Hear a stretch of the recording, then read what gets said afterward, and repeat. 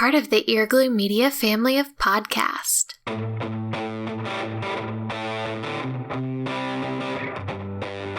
You're listening to the Cantina Cast, your home for thought-provoking Star Wars talk.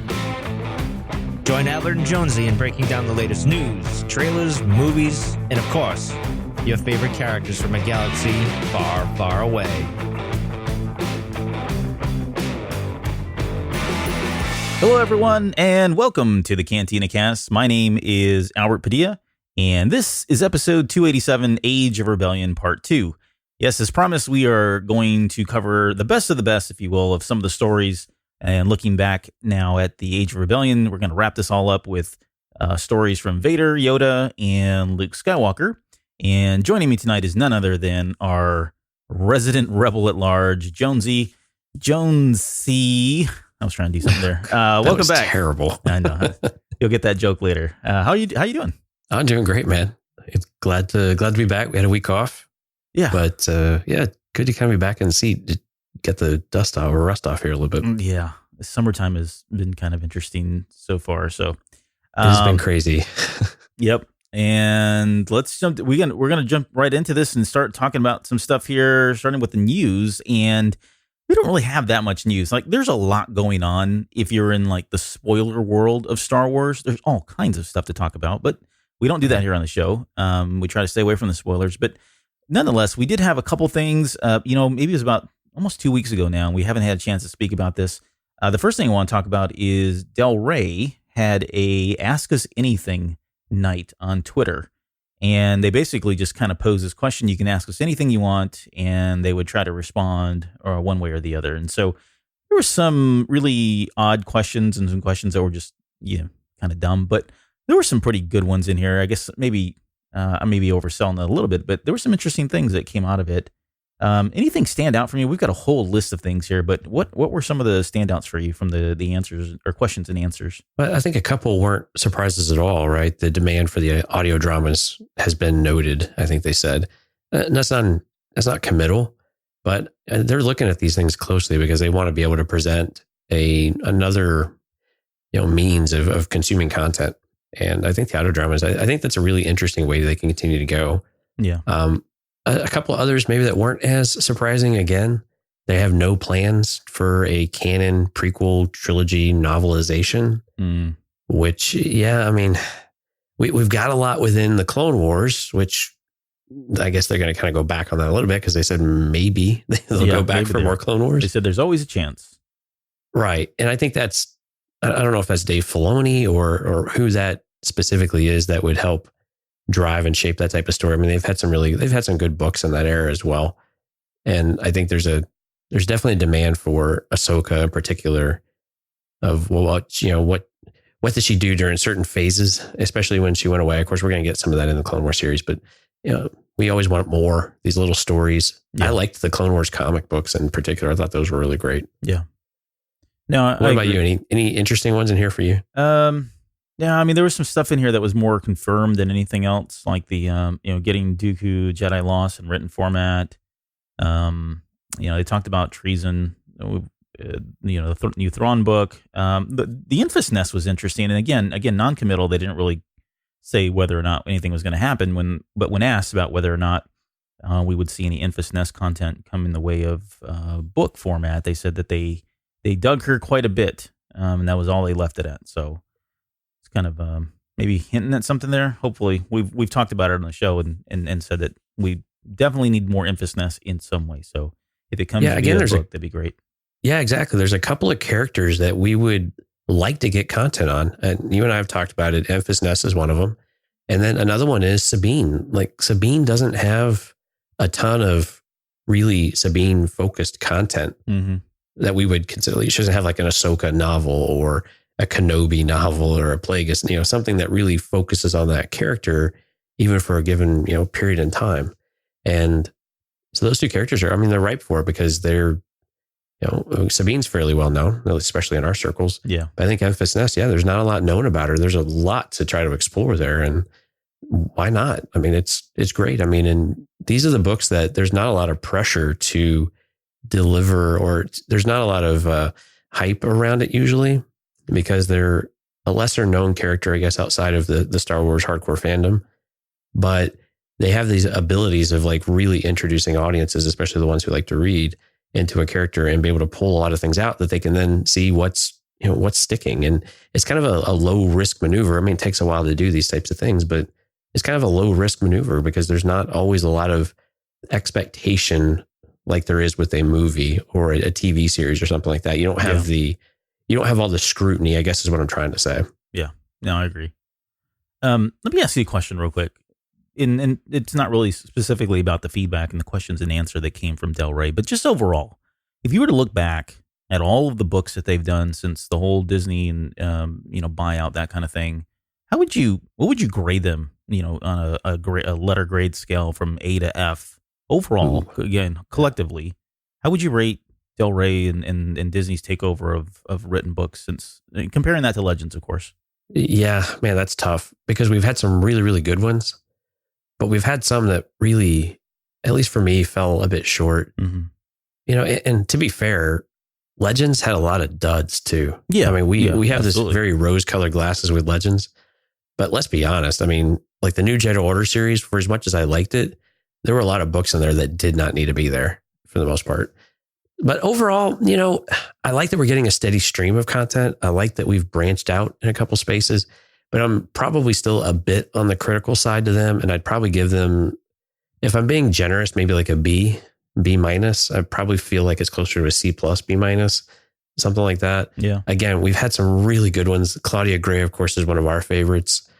But there are some others that were a little less than desirable. I won't like name names or bash any of them, but we've had some. I think the novelizations, or the Last Jedi novelization, I thought was pretty solid. Yeah. Force Awakens was more of a retelling of sorts, but so I think there's so it's kind of a mixed bag, which I think is not surprising for a big franchise in the novel in the I can't think of the word, the novelization type of space or the creative writing type of space. Yeah, and you're gonna I would agree, and you've got a lot of different writers, right? They've got different backgrounds in terms of what they're good at, their strong points, and some of this is a lot of these writers. This was their first shot in the Star Wars. They've never really written anything before, Star Wars specific, even though they may be New York Times bestsellers and that kind of thing. Sometimes that doesn't always translate. So we find that with directors too. They may go off and do some great movies, and they come over to a new format or a new franchise and not really do as well. And that's just the way it goes sometimes.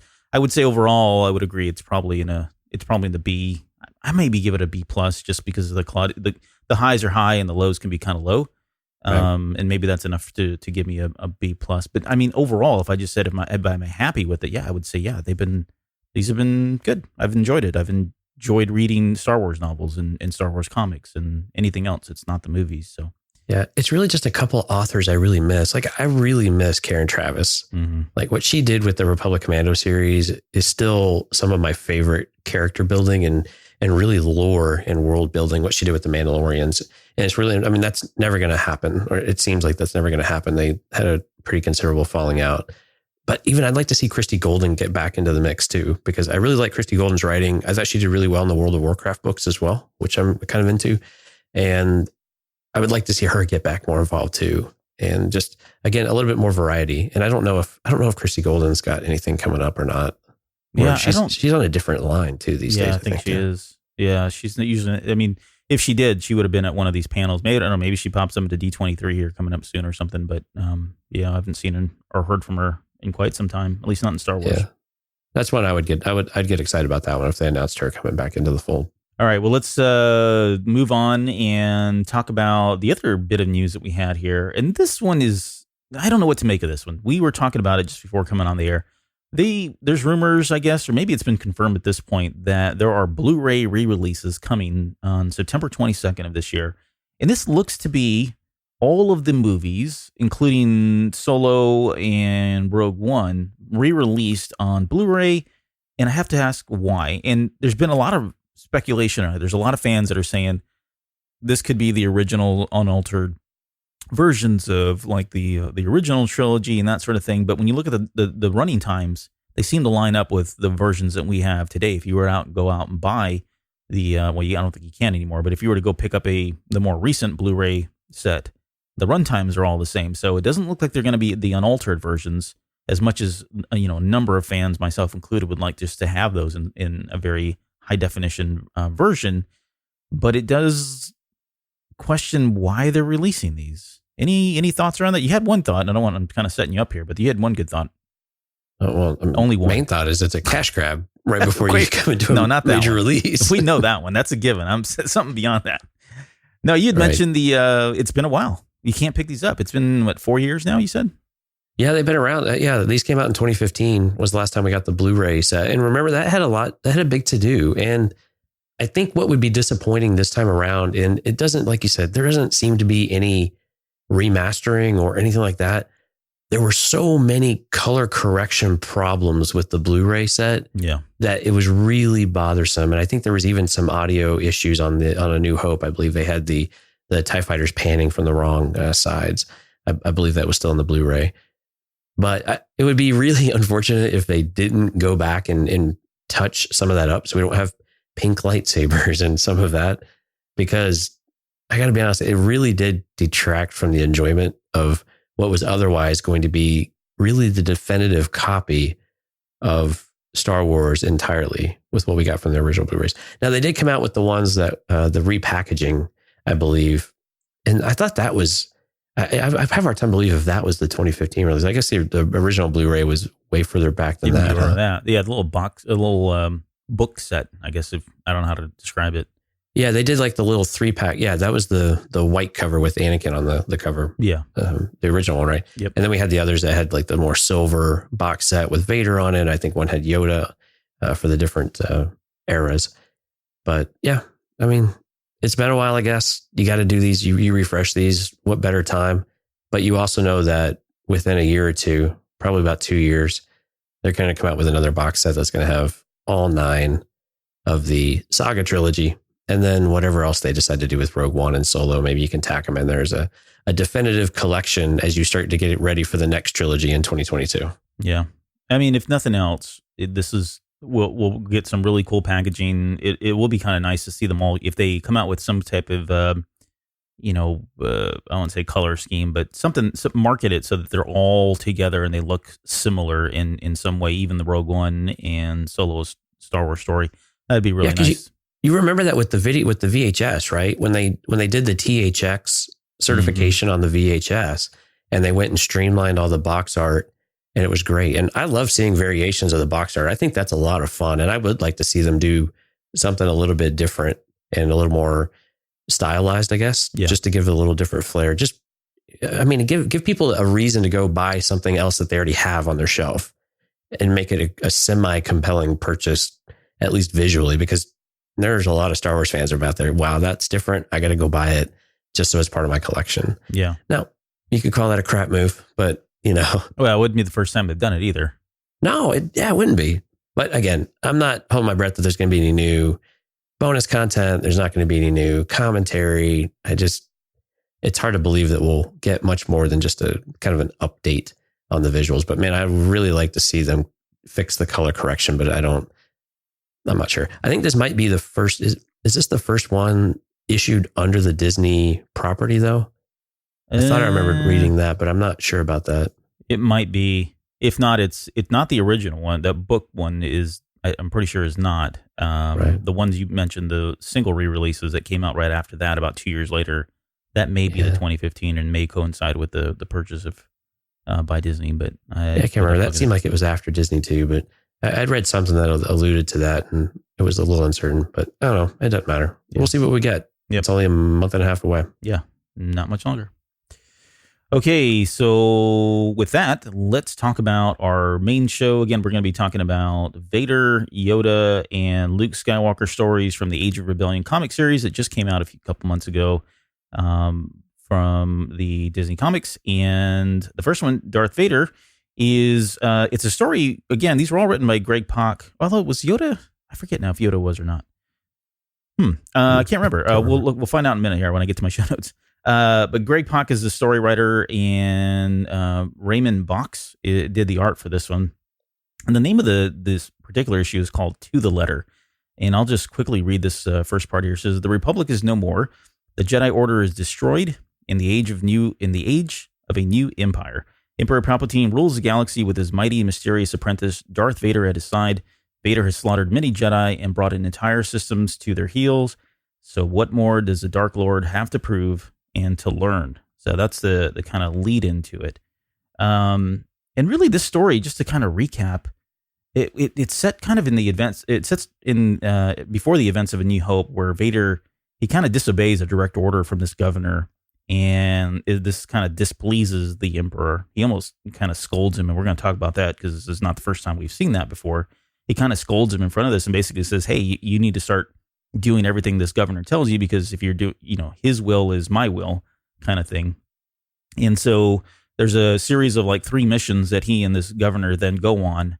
And at the very end, Vader kind of has his, I guess, revenge, if you will, and finds a way to kind of get the governor killed. And somehow there's a lesson that's learned in all this, and we'll touch on that here in a second. But that's the gist of what happens in this comic. So before we get into the specifics, what were your thoughts? I guess overall initial thoughts on this particular story, because we've got a lot of Vader recently, right? It feels like we've covered a lot of Vader content here in the last year or so. But how did this one fit in overall with that? And did you enjoy this one? This one, when it started off, I was actually very concerned because this felt like it was going down the same path of where we've been a little bit more critical of how many times do we have to watch Vader get beat down by the Emperor or by somebody around him. And it started off that way, and it did kind of do that. Mm-hmm. But I think overall it got to a better place to where we have to talk about this, but I didn't know. I was unclear if this was it was pretty clear what was going to happen. He was going to do everything to the letter. God, I can't believe I just did that. He was going to do it specifically the way that he was supposed to, like he was told, and it was going to work out in his benefit. That was pretty much clear. But I was surprised I actually enjoyed that aspect of it where Vader was just relentless, and we got to see Vader's power, and we got to see him really single-handedly take on armies and defeat them against really, really impossible odds, right? Yeah.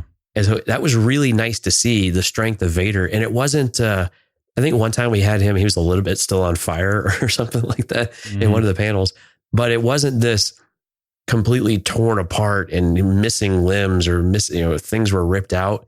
He came out of each of these encounters more or less unscathed compared to what we had seen him in a little bit closer to the events of Revenge of the Sith in the original Vader comics. But so I was happy that they kind of took the character a different way, even though they started off a lot of like what we had already seen where he's just getting beat down. Yeah, I would agree. And I was kind of worried about that too. I guess, when I started reading this comic, there were a couple things also that were kind of interesting. Like the governor relationship was an interesting one for me because let me just back up. The Emperor himself has some really terrible leadership. And I've made this comment before. Like, I think, and I get why he does it. I'm not going to sit here and defend or try to argue with the Mike Rondos of the world. But it's just a horrible plan in terms of what he's doing leadership wise, because he tells him that he has to obey the governor. And he also says, but when I'm not here, you are, of course, the next in command kind of thing. So he sends him these mixed messages, which I get why he's doing it. But it just, again, this is all just proves that he was a terrible leader. And eventually that was his folly. And then why he fell because of his, his overconfidence kind of thing that Luke points out. But it was interesting, though, that the governor and Vader, there was a moment there early on in the comic where they're both in front of the Emperor and they're both talking about what had happened. And it was like shades of what my kids do, right? Like so-and-so did this. And then he's calling him out right in front of the Emperor, and the Emperor is scolding him, that kind of thing. But it just seems kind of a low blow type move from the governor in this. The other thing that was interesting is these 3 missions. I think he called them, I called them impossible missions because they really were. It was kind of cool to kind of get to see Vader in that light again. We've said it before, especially in some of the other comics, just being able to see him take on these, impossible missions, if you will. The only thing I felt like we were missing, though, is I really wanted to see what was going on. Like we got, we saw him jump in. We get that he, overcame these impossible odds, impossible missions, but we didn't really get to see it. And that's the part that I kind of missed about it all. Yeah, I agree. Those were really good stories, especially with Anakin, right? When we got a lot of that in the Clone Wars of being able to see his leadership in battle.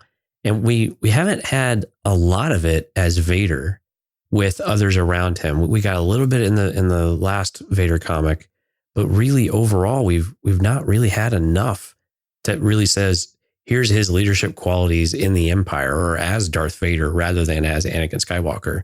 And I'm kind of starting to think maybe that's intentional, is that he is not near as invested, or I mean, he's definitely not near as personal, right, with his troops. But I agree. There's a story there that I would like to see more of. I understand why they moved through those very quickly so that we could see this is over time. It's not a 1 day, 2 day event where he all of a sudden had the light bulb go off and knew exactly what the Emperor wanted him to do. And, everything worked out.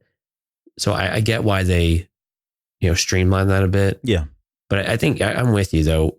It was really nice to see kind of Rogue One Vader show up. Yeah, exactly. But also, it would be nice to get a little bit more of that smaller snapshot of moment story of kind of like the tales of Vader or the battles of Darth Vader that he's had with the 501st or with the troops. And they have really intentionally left a lot of that out. This comic, we kind of skipped over this. I want to come back to just real quickly. It opens up. It's very different than all the other ones. Like, we don't get the title page with all the artists and everything. That comes like 3 or 4 pages into the comic, which is very different than all the other ones we've gotten so far. But early on, the reason why the governor is so upset with Vader, and what he does is he disobeys an order that the governor sets up and says that, hey, I don't want, I think there's some coaxium that the rebels are kind of squatting on, and the mission was the governor's mission was to secure that coaxium. And Vader decides, and he goes Top Gun Maverick on the governor and jumps into a ship and goes down there and just blows up everything. And his defense is the rebels were going to get away or whatever, right? If had I not done this kind of thing.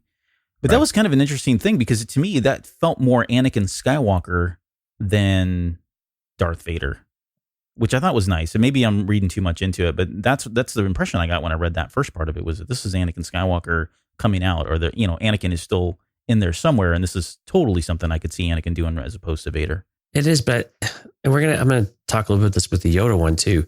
It's more about the moment in time that we are of when we get these types of, like, why is it like if we're right close to A New Hope, and we're taking some liberties right there, but if we're bumping up to A New Hope, is that really in character for Darth Vader at this point? No, I would say no. I don't think it doesn't feel like it is. Right. And I guess that's my point, is it felt like Anakin Skywalker more than Vader. And like, where did this guy come from? Yeah, exactly. By this point in his journey, we would expect that really Anakin Skywalker is largely dead, right? And Luke is the one that really sifts in there and finds him in some way. And this part, this is a bit more jarring. If this was, again, with that first Vader series, that makes a lot more sense to me. But this one, it doesn't fit.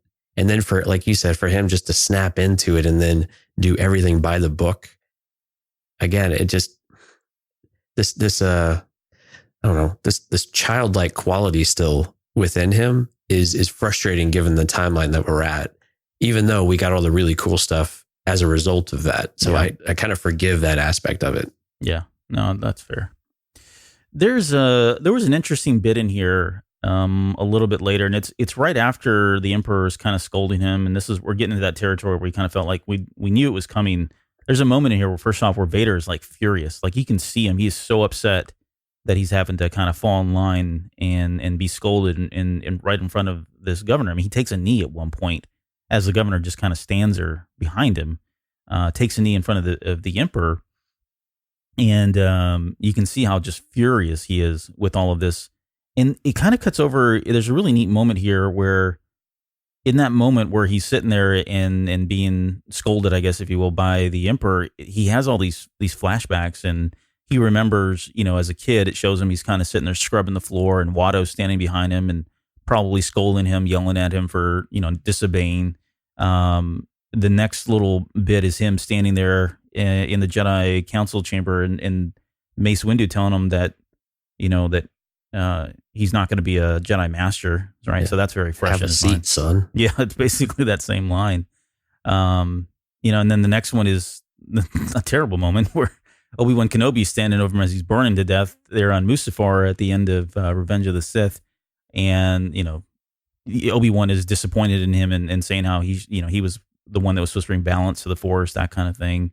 And then the last one is the one that we got from one of the comics where, the Emperor is kind of shooting with lightning. I forget if that was the 2015 or the 2017 comic series of 2015, Vader. I believe. Yeah.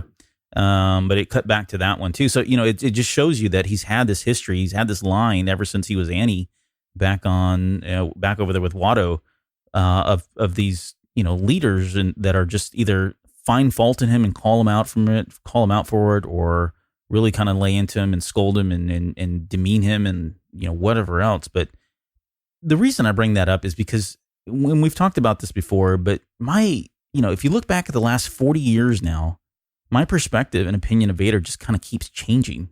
And I don't know how much, I don't know how much more I can take of this, because, it's not really in a bad way, right? With Yoda, we'll get to Yoda in a second, because in Yoda, and you and I have talked about this, my perspective and opinion of Yoda has changed greatly since I was 8 years old, and not in a good way. But I would say it's almost the opposite with Vader. Like, Vader was always the bad guy as a kid, especially obviously in A New Hope and Empire. Although in Empire, you kind of started getting shades that maybe there was some good in him. But today, he's really not a bad guy at all to me. Like, I have so much more sympathy for him. I mean, he's a very pathetic character. And I mean that in the nicest way possible, I guess. But when you see stories like this, and, the Vader comics that we've covered so far, some of the backstory there, I mean, you really feel so sorry for this guy, and I don't think I would have ever said that coming out of The Empire Strikes Back. But anyway, that's just kind of that. Any thoughts there? Well, first of all, the spread you talked about with him in the flashbacks was probably my favorite spread in any of the books we've read so far in the Age of Rebellion. It was really well done. I thought they did a really nice job of that. Yeah. But yeah, I want to feel bad for Vader, and then I remember he killed a bunch of younglings. So I just don't. But no, you're right though. We have had a lot of new color commentary on Vader in particular that has tried to soften how we view him.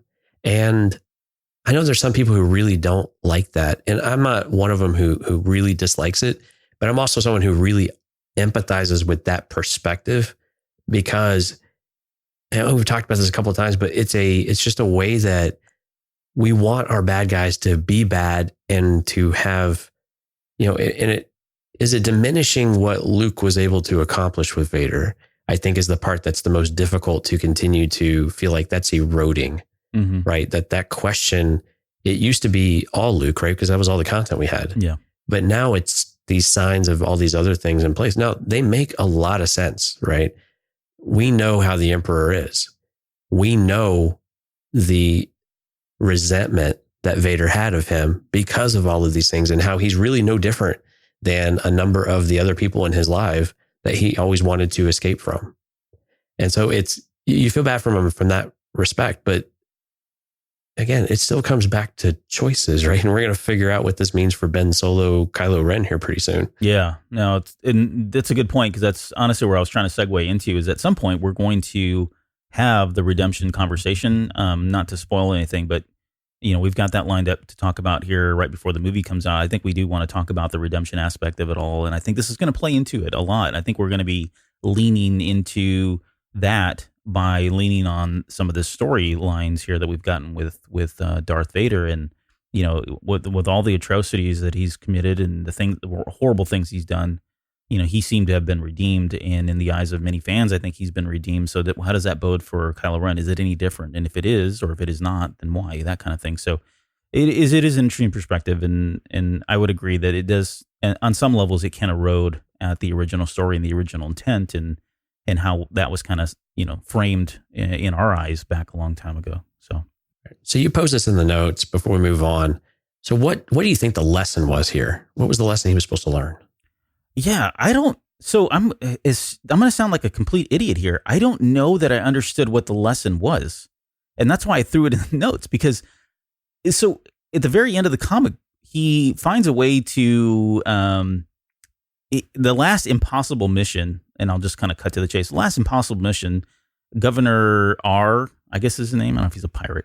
Governor R is like, hey, you need to go out, and they go out into this like asteroid field or something, and there's like this 4-clawed lobster monstrosity. And I was like, I wasn't. Isn't this Godzilla's problem? Well, yeah, it looked like something from the old Godzilla movies from the 60s and 70s. But anyways, so Vader heads out there, and then at the last minute, he turns his ship around and then comes back towards the Star Destroyer that he's been working with R on. Right. Yeah. The governor, just to set it up a little bit, the governor told him to go destroy the greatest threat, which, of course, he interpreted to be this lobster thing.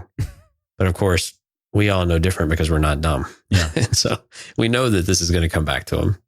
Right. And so this lobster thing comes in there and it kills him. I think it breaks through the glass on the Star Destroyer, grabs him, pulls him out and into space and kills him. And therefore the greatest threat, at least in Vader's eyes, has been killed. And at the very end, Vader takes a knee. At the very end, he's talking to Vader the Emperor, and the Emperor tells him that he's done well and that this lesson was now learned. And I don't know what the lesson was. I really don't. I mean, I guess it's because that there's double play or double talk in what the Emperor says. I don't know. I really don't. I don't get it. Did you? I think I simplified it. Okay, good, because I really don't know. Right. It's more of a do what the Emperor says, and it's all going to work out. Don't worry about it. I'm really not oversimplifying it. I think it really is do as serve his will, and at some point what we both want will align, and all will be right. But it was such a weird way to tell that story because it didn't seem to really. I think to your point, it didn't really land that message very well. Yeah. Because there were probably 5 or 10 better ways they could have done that and had a more interesting, I think, story to it. But I don't know. We got some badass Vader moments, so I guess that's okay. Yeah. I mean, I got hung up on the 4-clawed lobster, but beyond that, right, I would agree. Yeah. Well, I'm glad that's why we hired you because, I didn't figure that one out. All right. Put my request in for a raise with Mike. You're coming up on your 2% annual increase, so you can look forward to that. 2% my costs go up 2% up by 4%. Yeah, that's true. All right. All right. Do you want to move on from anything else on this one? Nah, let's do Yoda. All right. So Yoda, Yoda's a very well. All right. So with the Yoda story, it was a little different. Again, this was the one that was found in the annual or the special. And so we did talk about this one a little bit already, or at least we mentioned it. And I think we did the Biggs and Porkins episode, which if you're not a Patreon user, you haven't heard it. If you are, hopefully you've had a chance to listen to it. Hopefully you enjoyed it. But we did pull that one out of there. And I think the other ones like were IG-88 and was that it?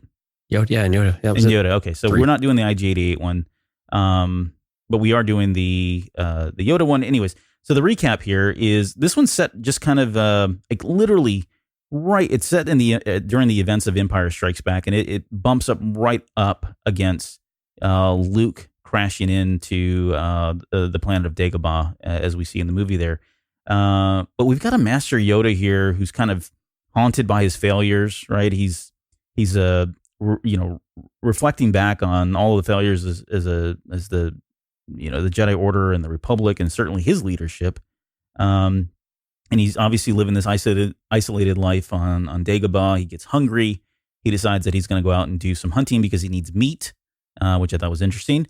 And in the process of doing that, you come to realize that he no longer wields his lightsaber, and it's a form of penance for him. And so he said instead he's constructed this kind of like primitive bow and arrow, although it does look a little bit more modern. But he constructed this little bow and arrow.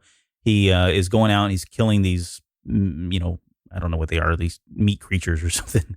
Yeah, look like cats or something. Sure, right. Kills them, And on his way back to his little hut there, he falls he's on some really shaky ground. It falls. He gets completely buried by a bunch of rubble, and starts this. Has some more inner reflections of what's going on, that kind of thing. Remembers that he's a Jedi Master, then uses the Force to kind of free all the blocks off of him. And right about that moment, as he's getting closer to his hut, that's when Luke crashes, and his sense of hope has been renewed, because this is a kid that he's seen in dreams that he's had just more recently. He's been having these reoccurring dreams, and he kind of puts two and two together and realizes this is all the Force, the will of the Force at play here, and things are going to get better. So that's kind of the gist of what happens in the comic book. But so same question overall on this one. How did you feel about the storyline and getting to see Yoda? I mean, I think this is something we can all honestly say, that any Yoda story is probably a good story because we know so very little of him. But for me, it was when I saw that it was opening up on Dagobah, I was like, wow, this is going to be kind of cool. We're going to get to see Dagobah more than what we saw in the movie, because we really haven't seen much of anything really. But any thoughts there?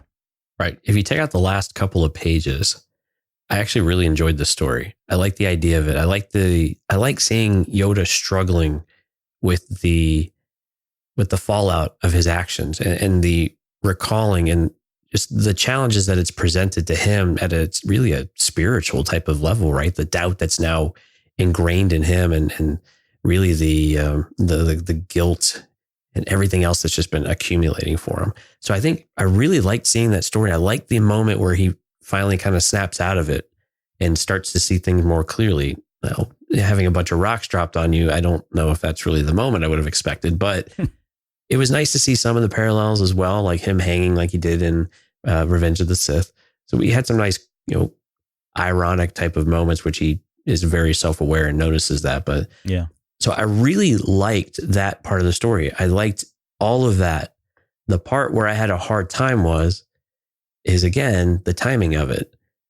Why did this story have to bounce or to bump right up against Empire Strikes Back and Luke landing on Dagobah?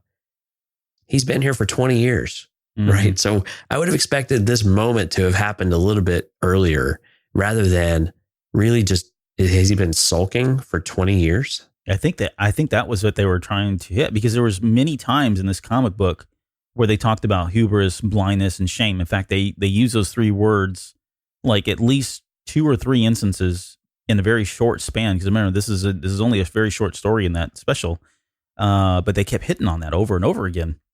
And it at least for me, I walked away thinking, man, this guy has really, really had a rough time of sitting here living for 20 years with this level of shame and this level of doubt, right? And this level of humility and regret and remorse and all these other, feelings. Like, this is just a very lonely, pathetic life that he's been living here, by himself and with all those past memories of all the wrongdoings that he was responsible for ultimately at the very end there. Right. Yeah. And there was, with this Yoda story, the only other thing is, I mean, it's convenient, I guess, right? Because it allows you to go, oh, cool, this is the moment right before that. That's really neat. I think that's one way. It can. I don't want to cheapen it by saying that, but there may be just something there about it that they decided to put this right before that. That way, you could kind of link them two together. I don't know. They could have easily just said, he could have easily just went back to his hut and then had another dream or a vision that Luke was coming, and that would have been the end of it. Doesn't really tie into The Empire Strikes Back like that as well, but they could have done that if they wanted to kind of play it safe.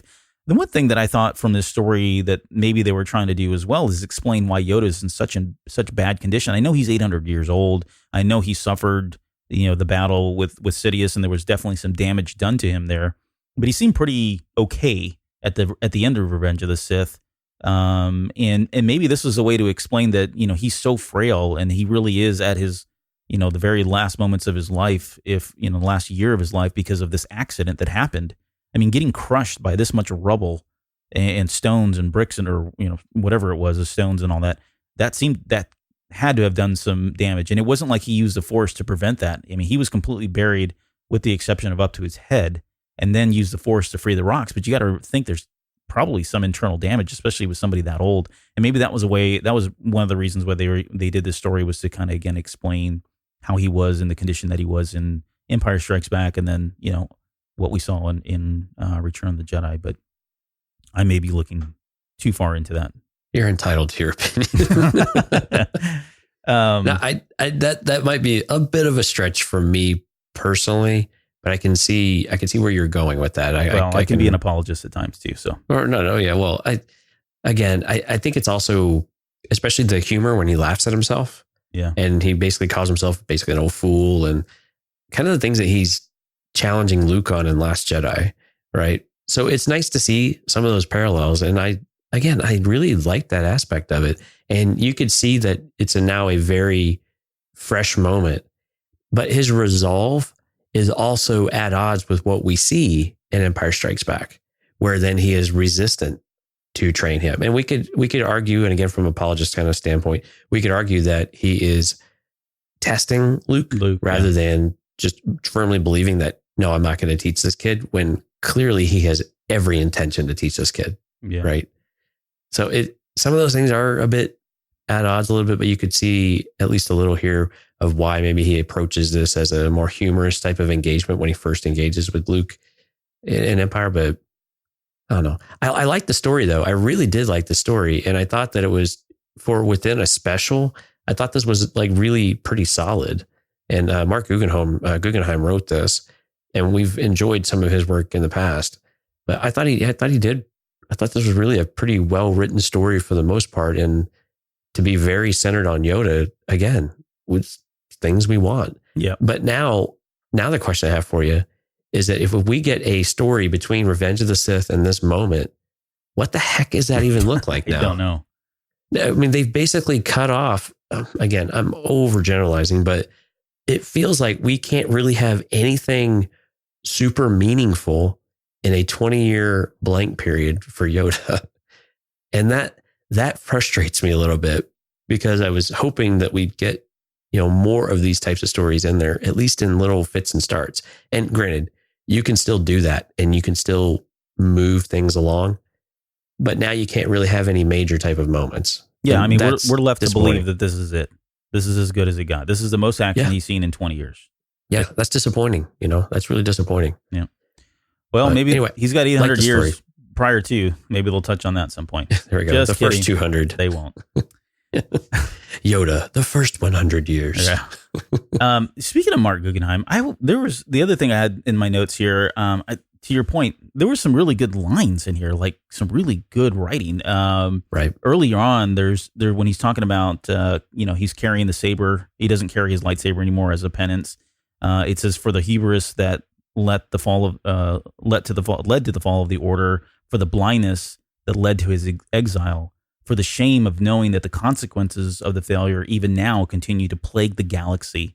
That was pretty powerful. And then later on, it's good. There was another section in there where he was talking about this was his greatest failure. But for a Jedi, failure is his greatest teacher. Forgiveness is the path to strength. Understanding is the path to peace. And through peace comes power. So these are all like very poignant. Yeah, no, for sure. And just stuff that we don't normally get from the comics. Like this is stuff we would expect from like Claudia Gray and some of the stuff that we saw in Master and Apprentice. But for, an 8-page comic, there was some really great writing that I thought he did here with the comic itself and the story and the writing it. So, yep. I don't know. Anything else on this one that we need to touch on, talk about? No, overall good story. Just a little disappointed kind of where it landed, but yeah. I got a like question this one. for you. First special is really good. What's up? Yeah. So there was a moment in here with Yoda where he said that when he went out hunting, he took a bow and arrow with him. And there was a moment in there where they said that he wouldn't, I'm going to forget now, and I don't have it pulled up in front of me, that he would not use a lightsaber. I'm going to paraphrase here, but basically it said that he would not use a lightsaber to hunt.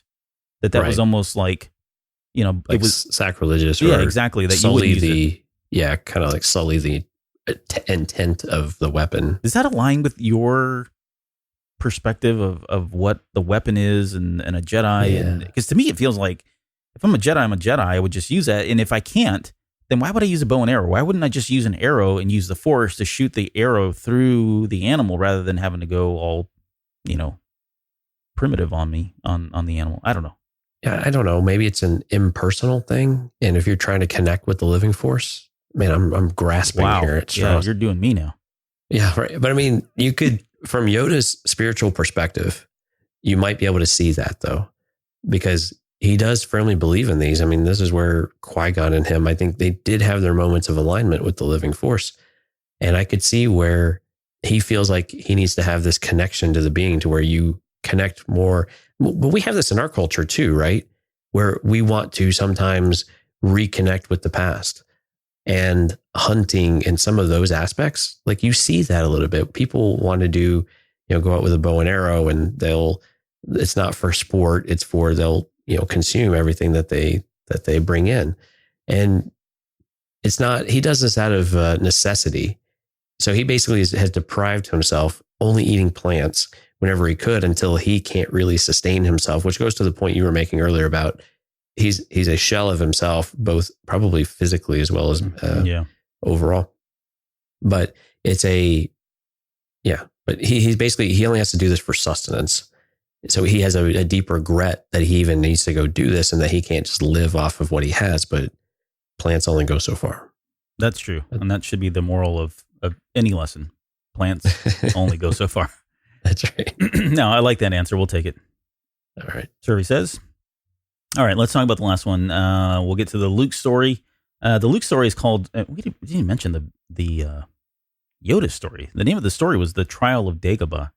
So the trial being falling rocks. Yeah. All right. This one is called Fight or Flight. And it says, for years, the heroic Rebel Alliance has fought to free the galaxy from the evil Galactic Empire. But the Emperor and his powerful apprentice Darth Vader are close to crushing the freedom fighters once and for all. And turning the young Rebel hero and Jedi in training Luke Skywalker to the dark side might all but ensure their victory. As Luke grows stronger in the ways of the Force, so do the challenges and temptations he faces. And I guess to recap this story, again, this is kind of set just before the events of Return of the Jedi. You've got Luke Skywalker, Jedi Knight. He's kind of been turning the tide for the rebellion. And he's being pursued by Vader and the Emperor in an attempt to lure Skywalker to the dark side. The Emperor reaches out with the dark side of the Force to kind of tempt Luke into giving into his hate and start down a path that will, to coin a phrase, forever control his destiny.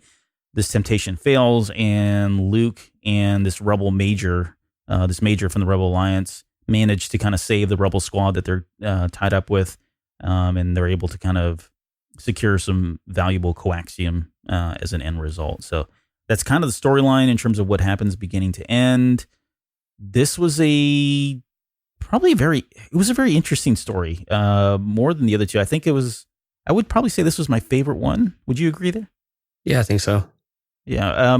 So thoughts about this one? Yeah, I think a couple of things that we liked about this. One, we got to see Jedi Luke in action, leadership.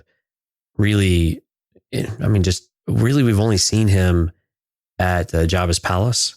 And then, of course, we see him in the throne room at the end of Jedi. But to see him really coming into his own and to, kind of boots on the ground with everybody else in the rebellion, I thought was pretty neat. And it has been a while for us to see this Luke Skywalker. Yeah. And we had talked recently that it seemed like they were avoiding Luke Skywalker, I think, in this era. And this was really kind of cool to see finally resurface and to see how he's inspiring others around him and to see the legend that he's already built around himself. Of course, that will be a bit of his undoing later on. But I really enjoyed that aspect of it. It was really refreshing when they showed the panel of him in his black outfit, green lightsaber humming. I was like, wow, that was really cool. I really enjoyed that. Yeah. There were some, I think the Emperor, so the Emperor was also really, really interesting. And to the point where we might have to do a completely different show on it, but like his ability to influence was really, well, it also leads me into some of the things that had not an issue, but were confusing. This issue confused me in places, and comics can do this when they jump around a little bit because it was difficult to tell. And maybe this was the intent. It was really difficult to tell what was reality. So what was actually happening until it all kind of gets undone. So the Emperor is basically, it's difficult to see. Is he putting thoughts into Luke's head, or he's just strengthening the thoughts, the doubts, and the things that Luke already has? Because some things start going wrong, and Luke is trying to influence the Major and these others. Hey, we've got to get out of here. Something doesn't feel right. Luke is already sensing the Emperor. He doesn't know it's the Emperor, but he's sensing something is wrong, and they won't listen. And the Emperor starts to emphasize, you should just take control. None of these fools won't listen to you. You just need to tell them what they need to do. And if they just listen to it, they would be all the better for it. And then things go horribly wrong. And the ship blows up. And again, this is like, oh, did this actually happen? And then he basically flee, run away. This is even better.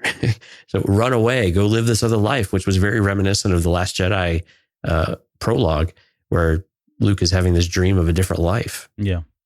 But anyway, so I liked, there were a lot of things I liked about it, but it was a little bit confusing at the same time. I was not a fan of the artwork, though. It was very jarring, and moments were really good. Others were not what I prefer. I hate saying that because people put a lot of work in this, but it was really inconsistent for me. Yeah, I would agree. Like, there are moments in there where like Luke looks like Luke, and then there are other moments where that's not Luke. Doesn't look like him at all. Same with the Emperor. Oh man. Yeah. All over the place. Yeah. So there's a lot to unpack there. I would say, yes, I agree. Seeing Luke in that full page where you first see him, because they kind of tease you when Luke enters into the storyline. He's in his X-Wing pilot uniform, right? His little orange outfit, and you're thinking, okay, no big deal. We've seen this before. And then he explodes. I mean, he's like exploding onto the page, in that black outfit with his green lightsaber, and taking on these Imperial security droids like the K2SO droids, which is kind of cool because we didn't really get to see them much before Rogue One, and now they keep popping up here and there in different places. So it's nice to see that they're being consistent there. But yeah, not only did we get to see him in action, but we got to see him using his force power, at least, having the feeling that something was about to happen and protecting the troops. And there was a moment in there where they were kind of talking amongst themselves, like, wow, that's Luke Skywalker, the Luke Skywalker, right? The legend was building here. It already been building. I mean, he's been, the hero of the Rebel Alliance now for all of the better part of, 6 years or whatever it is at this point, or I'm not sure how long this one or where this one takes place, but for definitely a while now, and people know who he is. So that was kind of all really cool to see and cool to hear. The part that you're mentioning where he kind of drifts off into the storyline, or I guess the vision or dreamland, if you will, I would agree. I had to go back and read it at least 2 or 3 times to really try to make a good understanding of whether or not this was really happening, or was this a vision? Was it the Emperor that was doing it, or was this Luke? And I don't know where I landed on it. I mean, I think overall it probably doesn't matter unless we really want to dive into the power of Palpatine and what he's actually able to do, and how he was able to influence somebody like this at that level, that far away, which I think is maybe what you were hitting on. Like, wow, where did this come from? But yeah, the whole storyline, when he drifts off, he's suddenly back on. He's like you mentioned, the ship blew up. They leave, him and R2, and he basically just retreats this like farmland planet, and shows up, and there's a scene in there where he's kind of walking away. He puts down his rebel helmet, he puts down the lightsaber, tells R2, we don't need those anymore. That's he's kind of basically saying that's a life that I'm leaving. I'm never coming back to that life.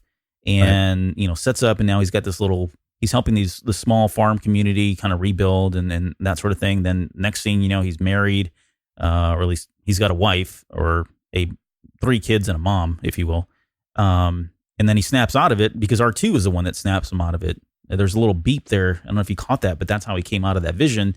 And then once he comes out of the vision, he realizes that the ship never blew up. He's still in that exact moment just before. And that's when him and the Major decide that they're going to, concoct a little scheme here to kind of get the Imperial fighters to follow them so that the rebels can get away. And then at the very end of the comic, they all kind of reunite, and he allows the Major to bathe in the glory of rescuing everybody. He says, "This is your moment, not mine," kind of thing, which I thought was kind of a neat little gesture for Luke to do, given how popular he is. But Yeah. So overall, I would say my thoughts on this one, again, it was probably the better of the three that we're talking about tonight. It's always good to have more, Luke Skywalker stories. I would agree that the artwork wasn't that great, but I felt like the writing was really good at moments, especially that you kind of hit it. In fact, I took a screenshot of it, but the whole scene right before the Emperor is able to kind of subdue him into this vision, and he's putting this doubt in him. I thought was some great writing where he's just talking about how he's trying to convince Luke that these guys are below him, that they should have listened to him, that they're petty, that they're making mistakes, and he should just take control of the whole thing. And then he starts talking about all the pain that he's having, all the grieving, the guilt. It's all too much. I mean, he's really trying to get into his head and try to get him to kind of use his power for bad. But but some of that was also a little, I don't know, is Luke that susceptible at this time? And I think the answer is yeah, he probably still is. He's still young, right? Yeah. He's not really encountered. You could argue in Empire that he was tempted, right, by power and maybe hesitated and thought about it. But at the same time, this is a completely different level of something he's not had to experience yet. And I think that's interesting. I think that's where this plays into it. I like the idea that Palpatine has this ability, like we saw in Last Jedi, right, of being able to span the galaxy with his influence or with his thoughts. And they were very careful to say that he really couldn't do it all the way. Luke couldn't quite hear him. He couldn't see where Luke was. Luke definitely couldn't see the Emperor back, right? But they hesitated in some of that to maybe limit maybe what Palpatine is capable of, or just to, gray it and blur that line a little bit about, is he really able to do some of this? Because we've seen a variety of things that he can do in Clone Wars. But anyway, I really did like it though. Preying on his doubts, preying on a bit of his hubris, all the themes that we've seen that especially in the sequel trilogy that we know about Luke will actually come to pass. And it was nice to see some of these seeds of doubt already being placed in there, and then leaving the lightsaber, sinking the ship. Of course, we know some of that stuff happens later on. Yeah, there was definitely some foreshadowing there. A lot of foreshadowing, right? I got a question that another one that just seemed to me, it always seems like being petty here. But when you saw him in that very first panel with him with the green lightsaber, did it bother you at all? Because maybe it's headcanon, right? This never truly happened. But my perception or thinking around where Luke Skywalker built his green lightsaber was on Tatooine moments before before he went into Jabba's palace and Return of the Jedi. Right. And this wouldn't align with it. Correct? Nope. Yeah, no, you're right. And so when I saw it, I was like, well, why is he using a green lightsaber? He hasn't even built this yet. But then again, I think about it, I'm like, okay, well, that scene was technically cut out and was never, truly canonized. It was never part of the original storyline. But that was the only thing. I mean, I don't know. It was kind of petty. I guess I wish he had to come in with something, right? I mean, he wouldn't have a lightsaber at this point unless he was able to find someone else's lightsaber or something. I don't know. We don't know what he's been doing or what all he had been doing after the events of The Empire Strikes Back, in between that and Return of the Jedi. But anyways, it stood out to me when I saw it. I was like, whoa, he's not supposed to have that yet, but I'm willing to let it go because, again, not been canonized. Well, and again, you're right, because we always just made the natural conclusion that, well, he's on Tatooine, he builds it. What else are you going to do on Tatooine? Let's go save Han, right? Yeah, right. Let's follow through with the plan that we've already had in motion for a while. So that there's other things that happened in between. Now there's a lot of ambiguity of, okay, how long between Empire and Jedi? Did he construct the lightsaber? And then, what else was he out there doing? And I think this is where, again, I'm willing to give the comics a little bit of latitude in some of this, because they have to navigate these really odd spaces sometimes. Yeah. And you have to give them a little bit of liberty. I think the thing that we keep coming back to that's difficult with the comics, at least with some of these stories, is that they're canon and that they continue to stretch this canon idea, and how much are we willing to accept of it being canon And quite honestly, how much of it is necessary to be really, formally introduced as canon, right? And so they're fun stories, they're entertaining, but is it kind of pushing this thing just maybe a touch too far a little bit with some of this? Actually, I was having a conversation with Katie tonight about Galaxy's Edge and canon and some of that. And I think we both aligned a little bit of the idea of canon these days is just, it's everywhere. It's almost like canon overload that everything matters all of a sudden. Yeah, but right. The stories themselves are still pretty contained and small and don't really have to matter too much from a broader canon sense, And I would imagine they would. My theory is that at some point they may massage the definition of what canon means, and I don't think they'll regress back to different levels of canon and that kind of thing. But I think they'll allow themselves a little bit more liberty of what they can and should or should not be doing in order to tell a story and all that. But right. I think we can kind of see that, to your point. I think we can kind of see it now especially with Galaxy's Edge. I mean, it's about to get bigger, right? This is about to blow up even more than we can imagine at this point with all the new shows coming out, the new movies, and there's just going to be so much content out there. I can't expect them to reasonably keep all of this 100% canon or, truth without allowing people to kind of take some creative liberties here and there. Sure. But all right, well, that's going to do it for the comics and the main show. We've got some shout outs. We got one at least from Kevin, who left us a 5-star review. Thank you so much, Kevin. Kevin's a huge supporter of us. He's very active on our social media pages, and he's been that way for a while. It's just been great that he finally had a chance to give us a review here. He gave us a 5-star review. It says, it says impressive, most impressive. So good lead in there. I've only just discovered the podcast, and I've got to say I'm absolutely loving it. The hosts are brilliant, funny, and very insightful. He's talking about you, not me. I'm a massive Star Wars fan, but don't have friends who share my passion, so it's great that I can listen to this. I find myself nodding in agreement or shaking my head at something I don't agree with. I love the character dissections, in particular, the psychology studies, and this is Kevin from Liverpool, UK. I hope he's a Liverpool fan, Liverpool soccer fan. If you are, I'm right with you, buddy. But anyways, thank you, Kevin, so much. Kevin Millen for sending that review. And that's, I could have wrote this myself 4 years ago, thing, right? Yeah, this is exactly what we were doing. Exactly. This is the exact same thing we did for a long time. Yep. So yeah, we're glad to have you, Kevin. It's really cool. He's real active over on Facebook. So if you follow us on Facebook, be sure to tell Kevin hi and get to interact with him. He seems like a pretty cool guy. Cool. What do we got going on the network these days?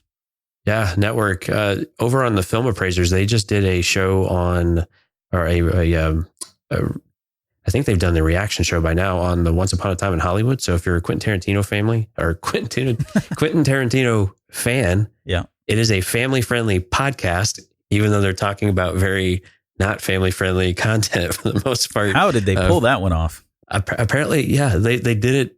They somehow did. So they did a expectation show, and then they've seen the movie. Just recently came out in the last week or two, and now they're going to do a reaction show. They've had a giveaway over there on social media. So it's a lot of fun. Smoking and Drinking in Space. I got to give them a shout out too, because, and this is right up your alley, they just talked about Earth Girls Are Easy. Mm-hmm. Yeah. So these great, I use the word great pretty Who picked loosely. that one? I think that's just what they have a list. Oh, it was on. And so okay, yeah. Tim and Crowley and Rob just kind of pick one, I think, at the end of each episode, and they pulled that one. And oh, man, I haven't heard that one yet. I'm gonna go. I got to listen to that one. it's right up your alley, man. Yeah. So definitely go give them a check as well. And we've got some fun things brewing in the background that are going to take a little while to get to with Eargler Media, but we are excited about some things coming down the road too. But certainly go check those two shows out. Cool. All right. Well, that's going to do it for us on this show. Be sure to follow us on all our social media pages, Patreon, Discord, that sort of thing. We'll put the links in the show notes for you guys.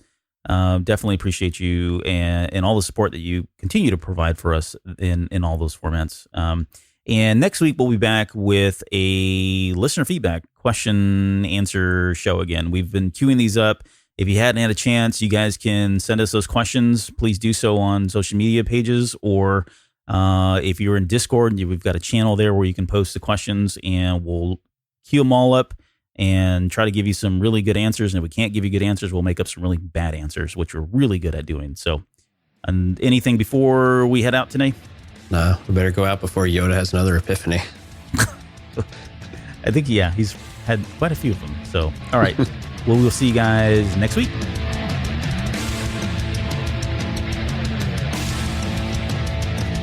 You're still listening? Wow, that's amazing. Well, I'm here to give you the disclaimer. Normally we do a big, long, drawn-out disclaimer thing saying what's what and who's what and all that other stuff, but I think you guys kind of know that Lucasfilm and Disney have no affiliation with us at all, and we have none with them. We talk about Star Wars, which is their property and all that other good, fun stuff, but I think you can tell which is our stuff and which is their stuff. If you can't, well, then send a lawyer to send an email to me and I'll be glad to chat with them. Other than that, you know what's what, so that's your disclaimer.